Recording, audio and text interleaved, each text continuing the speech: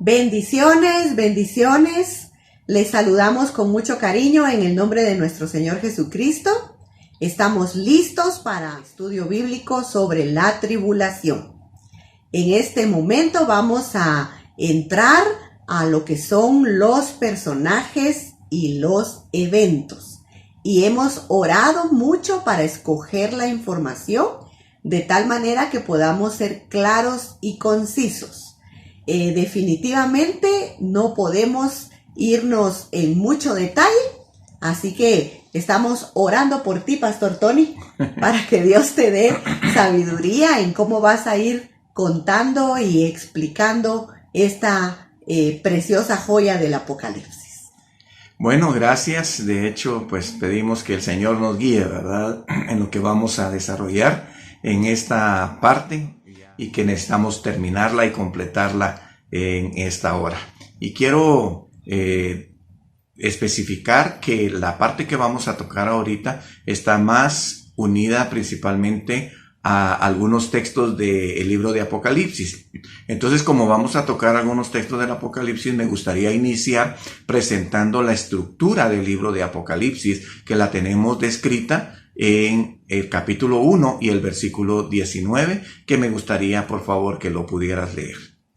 Escribe las cosas que has visto y las que son y las que han de ser después de estas. Muy bien, aquí tenemos 3 secciones entonces, porque a Juan le dice el ángel, escribe las cosas que has visto.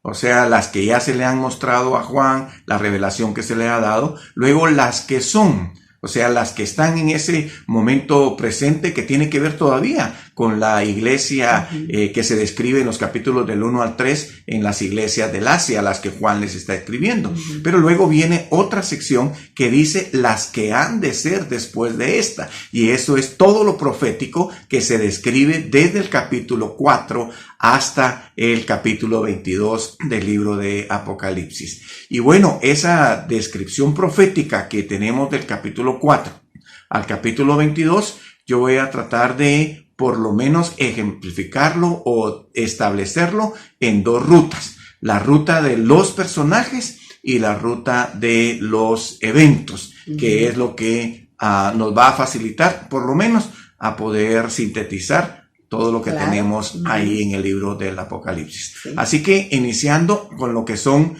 los personajes de la tribulación, tenemos 7 por lo menos estructuras. Yo voy a ponerle estructuras de personajes, porque a veces cuando hablamos de un personaje creemos que hablamos de una sola persona, pero cuando hablamos de personajes podemos hablar de un grupo también de personas. Yo quiero que veamos ahí cómo se describen los personajes que vamos a tocar en esta ruta.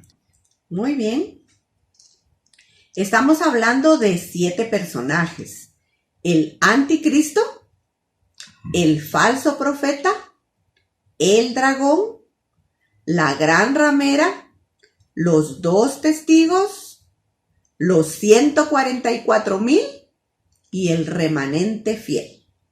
Muy bien, esto va a ser muy importante porque, como sabrás, aún en nuestra época se habla de algunos personajes como que fueran personajes existentes en la época en que nosotros estamos viviendo. Y vamos a ir haciendo algunas clarificaciones contextuales presentes, pero vamos a agarrar el orden de lo que tenemos descrito y entonces tenemos los primeros 3 personajes. El anticristo, porque es el personaje como que el más resaltante de todo lo que es la tribulación, aunque este anticristo es parte de un grupo de personajes conocido como la triunidad diabólica. Esto está registrado en el capítulo 16 y versículo 13 del libro de Apocalipsis, que me gustaría que lo leyeras, por favor. Voy a decir algo antes, y es que Satanás siempre ha sido un imitador, ¿verdad? Y está imitando al Señor hasta el último tiempo. Apocalipsis 16:13. Vi salir de la boca del dragón, de la boca de la bestia y de la boca del falso profeta 3 espíritus inmundos semejantes a ranas. Muy bien, aquí ves cómo Juan describe a este grupo en conjunto Y esto en la teología se conoce como la triunidad diabólica, porque la Trinidad es que son uno en esencia, mientras que estos personajes se unen más que todo en propósito, en corazón, en voluntad, pero no son exactamente una esencia, pero ellos quieren, como ya bien tú dijiste, imitar la estructura de la esencia misma de Dios. Entonces tenemos aquí una trinidad diabólica compuesta por el dragón, compuesta por la bestia, que es el anticristo, y el falso profeta. Y quiero únicamente, como tenemos que sintetizar esto, no lo vamos a poder describir todo como lo quisiéramos hacer en tiempos normales, se podría decir, ¿verdad? Sino que tenemos que ir únicamente sintetizando. Así que yo solamente voy a agarrar a algunos textos que tenemos ahí para poder describir la identidad propiamente de estos personajes. Por eso es que recomendábamos que usted tiene que entrarle a leer el libro de Apocalipsis. Si usted lee el libro de Apocalipsis, cuando nosotros hacemos la referencia a algunos pasajes, usted ya ha leído otros pasajes y puede ir armando todo el contenido, porque en realidad no da tiempo para poder ver todos los pasajes. De hecho, todos los capítulos de Apocalipsis son parte de este desarrollo de la tribulación. Sí, correcto. O sea, hay un orden donde cada uno de ellos viene funcionando y vamos a tratar de establecerlo cuando ya pasemos a los eventos. Ahorita vamos a ver nada más en qué consiste cada personaje. Y vamos a empezar entonces con el principal de los personajes, que es el dragón, y vamos a ver quién es. Lo bonito, digamos, en todo esto también es que la misma Biblia es la que va a describir cada personaje, digamos, de los que vamos a estar. Se explican a sí mismos. Y en unos vamos a tomar textos donde claramente nos dice quién es, y en otros nos vamos a basar en características que también están descritas en el libro de Apocalipsis. Muy bien, ahora entonces vamos a empezar a ver quién es el personaje designado como el dragón. Y esto lo tenemos descrito en Apocalipsis capítulo 20 y versículo 2. Léemelo, por favor. Prendió al dragón, la serpiente antigua, que es el diablo y Satanás, y lo ató por 1000 años. Muy bien, aquí tenemos claramente, ¿verdad?, que nos dice que el dragón es la serpiente antigua, que es el diablo y Satanás. Y esa última expresión la vamos a comentar cuando nos llegue el momento de comentarlo. Así que claramente el dragón es el personaje principal que está haciendo las funciones del Padre y es el que prácticamente está comandando, se puede decir, todo lo que va a ser el desarrollo de la tribulación, pero él es el dirigente, se puede decir, del desarrollo del mal. Así es. En esto. Ahora quiero que pasemos entonces al segundo personaje, que lo tenemos descrito como el falso profeta. Este es el tercero de la triunidad diabólica que se describe en Apocalipsis 16:13, que ya fue leído en su momento de inicio con respecto a los personajes. Lo único que quiero mencionar de este personaje es que de la misma manera que el dragón hace las funciones del Padre, el falso profeta hace las funciones del Espíritu Santo, que ahí es donde vamos viendo las imitaciones que se van dando en cuanto a estos personajes. Eso lo tenemos nosotros visto o referido en Apocalipsis capítulo 13, que ahí nos aparecen dos bestias. Una bestia aparece en el versículo 1, que nos dice que esta bestia sale del mar, y en el 11 nos dice que la otra bestia sube de la tierra. Pero en la descripción que tenemos del versículo 11 en adelante, nos dice que la función o la labor de la segunda bestia es hacer que todos le rindan la adoración a la primera bestia. Entonces podemos darnos cuenta ahí que el falso profeta hace las funciones del Espíritu Santo. De hecho, Pablo, hablándole a los Corintios, dice que nadie puede llamar a Jesús Señor, sino es por el Espíritu Santo que nos ha dado. O sea, el Espíritu Santo es el que nos mueve a nosotros a adorar a Cristo y a adorar al Padre. Interesante, ¿verdad? Cómo se van conjuntando estos textos o estas descripciones que tenemos ahí en la palabra del Señor. Muy bien, así que ahí vamos a ir tocando únicamente alguna síntesis de lo que cada personaje es. Y ahora vamos a pasar al tercer personaje, que tiene que ver con el anticristo. Y aquí quiero basarme en un texto de Primera de Juan, aunque del anticristo tenemos cantidad de información descrita en varios que sí los voy a tratar por lo menos de mencionar de cómo están descrito este personaje en diferentes textos bíblicos. Pero ahorita quiero que por favor me leas Primera de Juan capítulo 2 y versículo 18, por favor.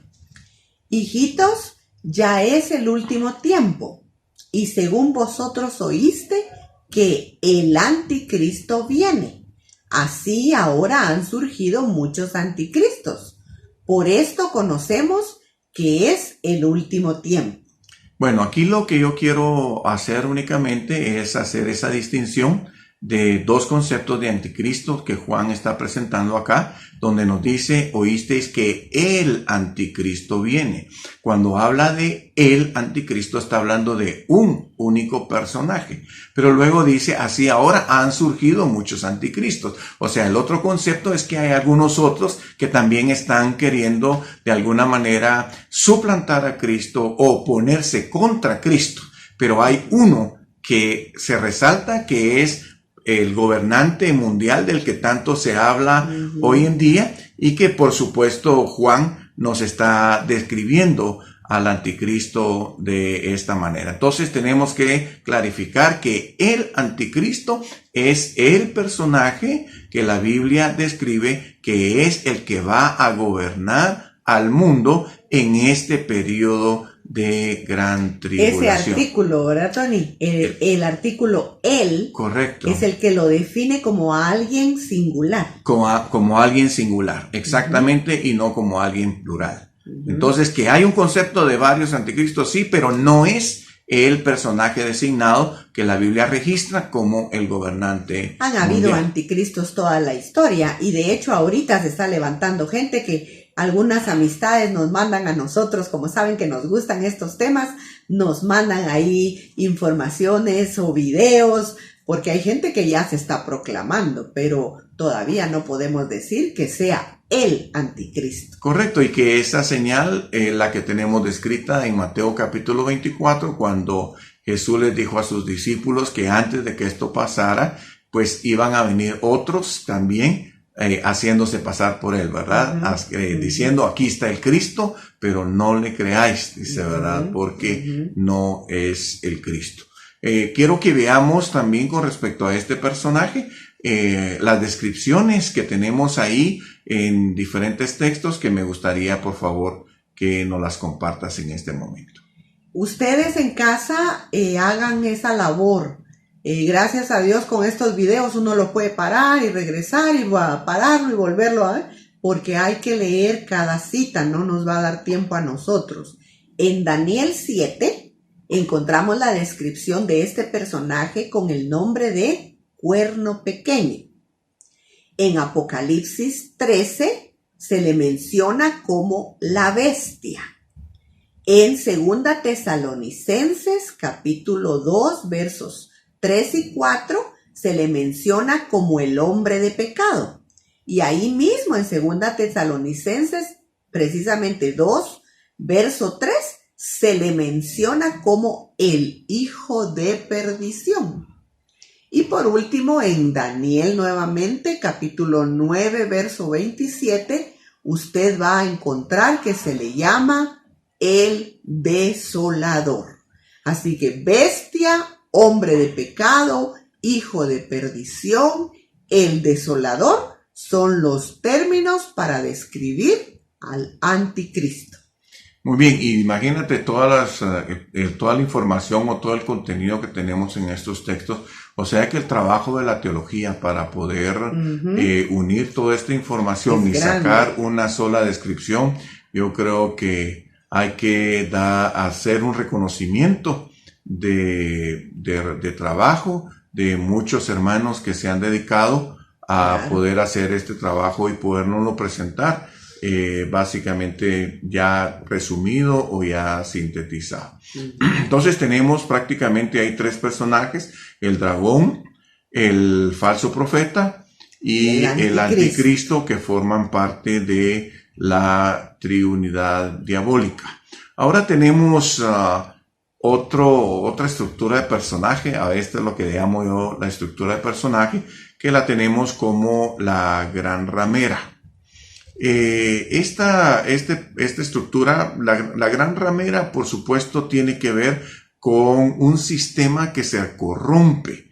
Yo lo voy a presentar de esta manera porque en algunos casos se habla de la iglesia corrompida, la iglesia corrupta. Exacto, la iglesia corrupta, pero también es una iglesia que también se ha hablado mucho del ecumenismo, pero el ecumenismo pues es sencillamente hablar de la unidad. Pero yo quiero hablar más que todo de un término que se conoce como el sincretismo. Sincretismo. Gracias por recordar. Porque la diferencia entre el ecumenismo y el sincretismo es que el ecumenismo por lo menos busca un punto referente de unidad.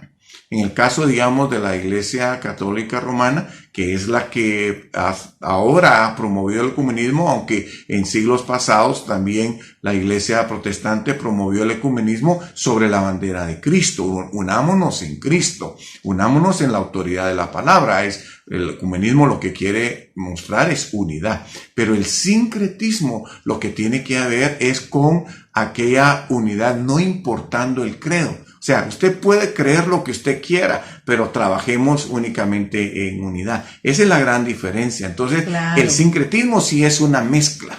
Sí. Digamos... Es más peligroso hablar de sincretismo que de ecumenismo. Aunque los cristianos tenemos muchos años de que no nos ha gustado esa palabra de ecumenismo.